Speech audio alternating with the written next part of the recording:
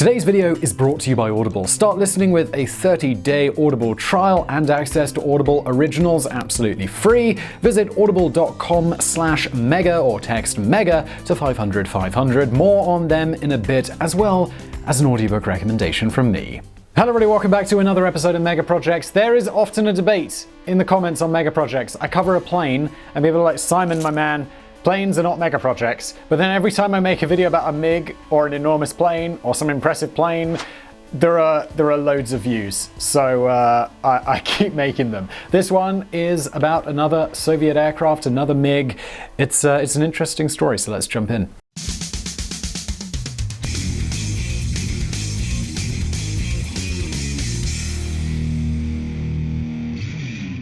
The Cold War inspired a battle for supremacy in the skies which spawned countless American and Soviet aircraft. We've already discussed a few of them on this channel, as I just said in the intro, but today we're here to talk about the Mikoyan MiG-31 Foxhound.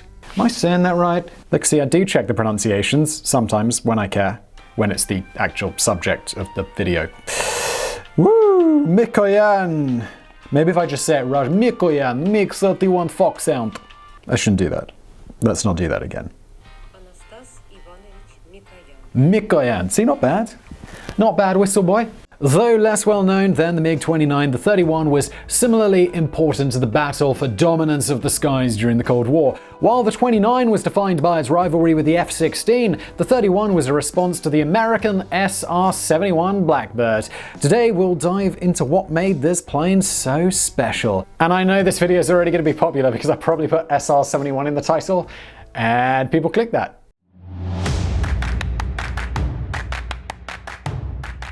While the MiG-31 was officially introduced into the Soviet Air Forces in 1981, the origins of the plane began well over a decade earlier. The Cold War was, of course, a war without direct conflict between the Soviets and the Americans, but this didn't mean that their aircrafts didn't compete directly with one another. The American SR-71 Blackbird was introduced to the world in January of 1966, and it took the abilities of aircrafts to a higher level. Literally. The Blackbird was a strategic reconnaissance aircraft with the ability to fly at speeds over Mach 3 and at an altitude of 88,000 feet, which is just shy of 27,000 meters. Together with the rest of the American fleet, these aircraft posed a major threat to the Soviet Union as they had no interceptors capable of protecting their airspace from infiltration at such a high altitude, and surface-to-air missiles were not fast enough to pose a real threat. It's a mind-blowing plane, that SR-71. I think I mentioned in a previous video that I've seen one in a museum. One, it was a lot bigger than I expected, but two, it's just insane that that thing flew fast enough to escape a missile. Back to it. This led to the introduction of the MiG-25 Foxbat, which first flew in 1964, but wasn't introduced into the Soviet Air Force until 1970. The 25 had a maximum speed of Mach 3.2, although this speed was impossible to reach without sustaining long-term damage to the engine or airframe, but it could safely reach speeds of Mach 2.83, making it the fastest ever manned Soviet aircraft. When the Americans saw photos of the Foxbat, they were concerned with its large wings, believing that they signified high maneuverability. However, the 25 actually struggled with maneuverability at high speeds, as the large wings were primarily included to support the excessive weight of the aircraft, which came in at over 38,000 kilograms, about 84,000 pounds, when fully fueled and equipped. It was also difficult to fly at low altitudes and lacked much of the technological refinement that was required to pose a real threat to the SR-71, especially in regards to its air-to-air missile capabilities. None of this is to say that the 25 wasn't a capable aircraft. Of course it was. After all, it had the fastest maximum speed of any in-service manned aircraft in the skies, but clearly it did need to be a bit improved upon. The Soviets got back to work on a new long-range interceptor that combined the speed and altitude of the 25 with a high-tech cockpit capable of controlling Soviet airspace. This meant that though it was inspired by the 25, the 31 was designed to replace the Tu-128, a massive 30-meter-long interceptor whose only successful combat mission was against a reconnaissance balloon. As such, the aircraft was designed to achieve 4 key responsibilities. First, intercept cruise missiles and their launch aircraft by reaching combat range in the lowest possible time after takeoff. Second, detect and destroy low-flying cruise missiles, UAVs, and helicopters. Third, the long-range escort of strategic bombers. And Finally, fourth, provide strategic air defense in areas not covered by ground-based air defense systems. These goals required extreme improvements in the radar and weapon systems, as well as the ability to communicate effectively within units, all while maintaining a comparable speed to the 25. The United States learned of the Soviets' development of a new interceptor in 1976 when a Soviet Air Defense Forces pilot, Lieutenant Viktor Belenko, defected to Japan in his MiG-25P. He landed at Hakodate Airport in Hokkaido, Japan, and though he damaged his landing gear by overshooting the runway, his plane represented the state-of-the-art technology in Russian aircrafts at the time. The Japanese invited the US Air Force to dismantle and analyze the 25, and 67 days later, it was returned to the Soviet Union in pieces. While meeting with the US Air Force, Belenko informed them of development of the upcoming Super Foxbat. Just weeks after Belenko's defection, a prototype of the 31 called the YE-155MP took flight for the first time on September 16, 1976. In 1979, the 31 was approved for serial production, and on May 6, 1981, it was officially introduced into the Soviet Air Force.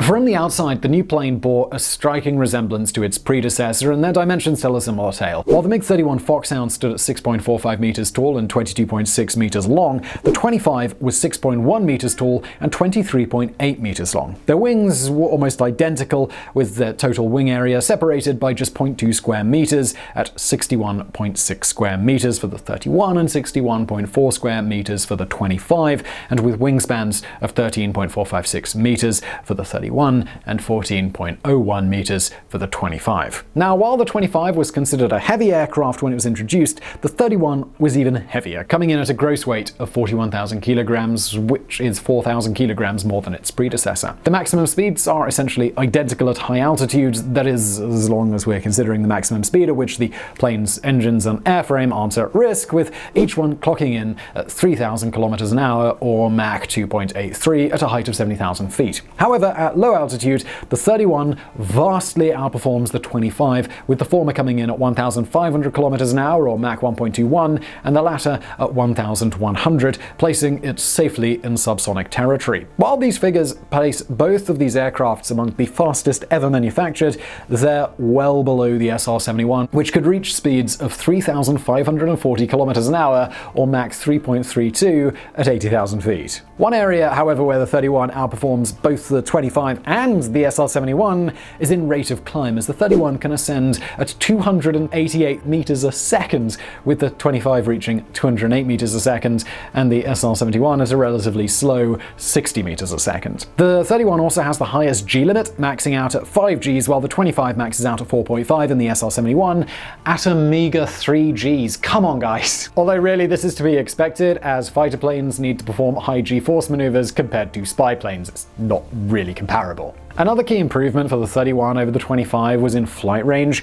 Ranges can vary immensely depending on speed and elevation, but at optimally fuel-efficient speeds, the 31 has a ferry range of 3,000 kilometers compared to 2,575 kilometers for the 25. The Foxhound also has the ability to refuel mid-flight via Russian air tankers, extending the range by over 2,000 kilometers. As for its power plant, the 31 uses two Soloviev D30F6 afterburning turbofan engines, each one generating 93 kilonewtons of thrust when dry and 152 kilonewtons with afterburners. Now, those numbers might not seem too overwhelming compared to something like the SR-71 and the 25, but the areas where the 31 really excels are in the avionics, radar, and its weapon systems. The weapons control system is built around a phased array radar, making the 31 the first fighter plane to include such a system. The radar, tracking, and weapon systems extend 70 degrees to the right and left of the plane, 70 degrees upwards, and 60 degrees downwards, allowing it to fire at enemy aircrafts well above and below it.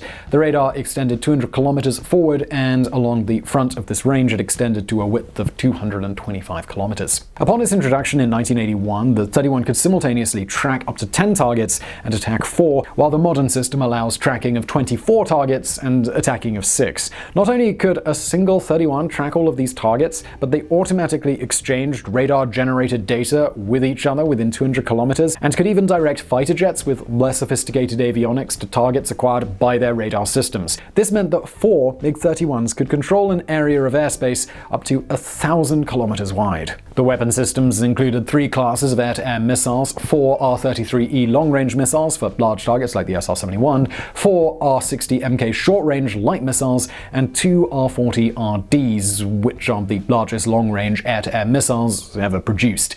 As of 2013, the 31 was one of 2 aircrafts in the world capable of firing long-range air-to-air missiles. It also included a 6-barrel 23mm rotary cannon carrying 260 rounds. While these are the standard armaments, 31s are also capable of carrying air-to-surface missiles or bombs. Now, all of this stuff, this super advanced and complex system, it meant there was a second pilot on board, which is why, unlike the 25, the 31 includes 2 cockpits. Now, just before we continue with today's video, I want to thank today's sponsor who made it possible, Audible. Now, you guys have probably heard of Audible, you're on the internet, so pretty sure you have. They have the largest selection of audiobooks in the world, bar none. I've recently been listening to the book Rebel Ideas by Matthew Syed. It's a great listen, which I found because I'd previously listened to his earlier book, Black Box Thinking, which is also brilliant. Both of those are great, and you can get one of them absolutely for free if you click the link below and sign up for Audible. If you start with Audible using that link below, you'll get a 30-day trial and use that trial to get one audiobook for free. It doesn't have to be my recommendation though.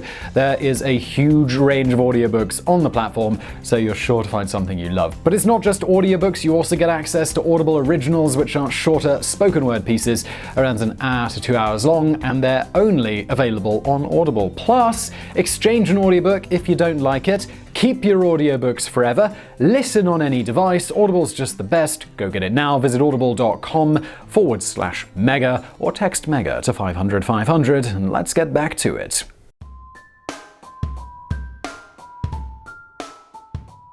The MiG-31 entered serial production in 1979 and stayed in production all the way until 1994, with a total of 519 31s produced in that span. 349 of those were baseline models, while the other 170 of them were made in 15 different variations. The overwhelming majority were flown by Soviet Air Forces, then the Russian Air Force, though the Kazakhstan Air Force inherited 50 of them when the Soviet Union dissolved. In 2007, the Syrian Air Force actually ordered 8 of these, 31 from Russia, and though the Russian government has denied ever fulfilling this order, the Turkish government claims that 6 were delivered there in 2015. Throughout its time in operation, a 31 has never actually fired a missile at an SR-71, but it's not to say that they weren't an effective deterrent of the Blackbird spy plane. Reports from both American and Soviet pilots tell of at least 2 intense confrontations in 1986. The first comes from a book by aviation expert Paul Crickmore titled Lockheed Blackbird Beyond the Secret Missions. It includes an anecdote told by Foxhound pilot Captain Mikhail Miyagi, which sheds some light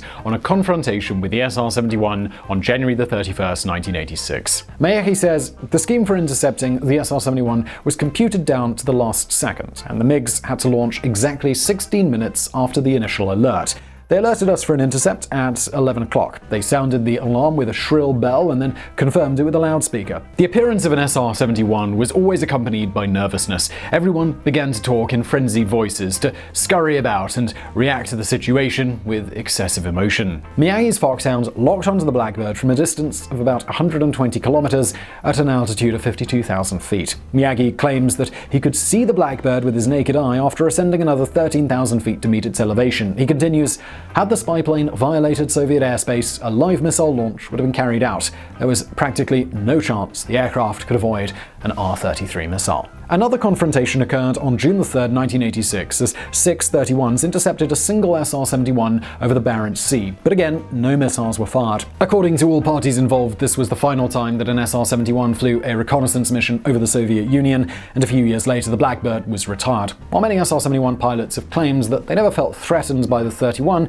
it seems clear that the Soviet interceptor had at least achieved its goal of deterring the spy planes from Soviet airspace. After the Blackbird's retirement, the United States carried out most of its reconnaissance via satellite.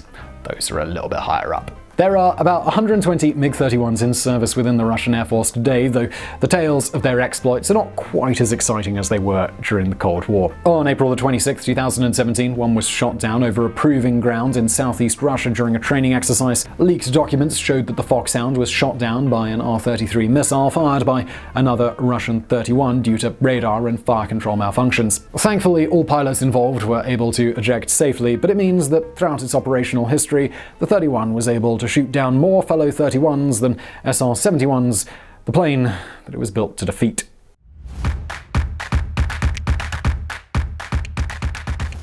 Like any plane that has been around for decades, the Foxhound has been subject to a handful of variations. Some of these variations were applied to the new production batches, but the majority have been upgrades to pre-existing aircrafts. The most common variants include the 01DZ, B, BM, and BSM variants. These later variants are considered multi-role variations, as they have anti-radar, anti-ship, and air-to-surface missiles. A project to upgrade the Russian fleet to the MiG-31 BM standard began in 2010 and is expected to be completed sometime this year. The secretive nature of the Russian military makes it unclear just how many upgraded versions will be built, but estimates range from 50 to 130. The 31BM includes upgraded avionics, new multimode radar, hands-on throttle and stick, HOTAS controls, LCD multifunction displays, a more powerful computer system, and digital data links. The upgraded radar can detect air targets up to 320 kilometers away and has the ability to prioritize them in order of potential threat. It also includes the ability to carry the SR-71 missile, various Russian air-to-ground missiles such as the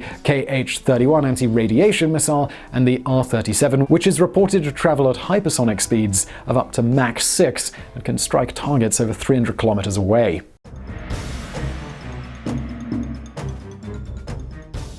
In 2015, the Russian Deputy Defense Minister Yuri Borisov reported that the upgraded fleet would stay in service into the 2030s, meaning that the majority of the active fleet will have been flying for 50 years. However, it may not be much longer than that, as the Russian armed forces are reportedly working on a new and improved aircraft called the MiG-31. Rumors of the project began in 2014 when Russian test pilot Anthony Kvochur spoke of the potential sixth-generation interceptor. Kvochur stated that the plane in development would have a top speed of at least Mach 4, perhaps even reaching Mach 4.3, which is 5,267 kilometers an hour, also known as bloody fast. Progress on the 31's replacement is, of course, top secret, but most estimates place its first flight somewhere in the mid-2020s, likely after 2025. The design process was finalized in 2019, and the general director of the Mikoyan Corporation, Ilya Tarasenko, has stated that the design will be reminiscent of the Foxhound, though it has also been influenced by the Su-57. Tarasenko also hinted at the inclusion of anti-satellite missiles and an anti-missile laser. In the meantime, we can expect to see the MiG-31 Foxhound as part of the Russian Air Force for at least another decade. So I really hope you enjoyed that video. If you did, please do smash that thumbs up button below. If you didn't enjoy it, that's what the dislike button is for, although you watched to the end, so unless you hate watching, well, give it a thumbs up, subscribe to this channel, and I'll see you next time. Oh, if you got a suggestion for a future mega project, leave it in the comments below. I look at those. Thank you for watching.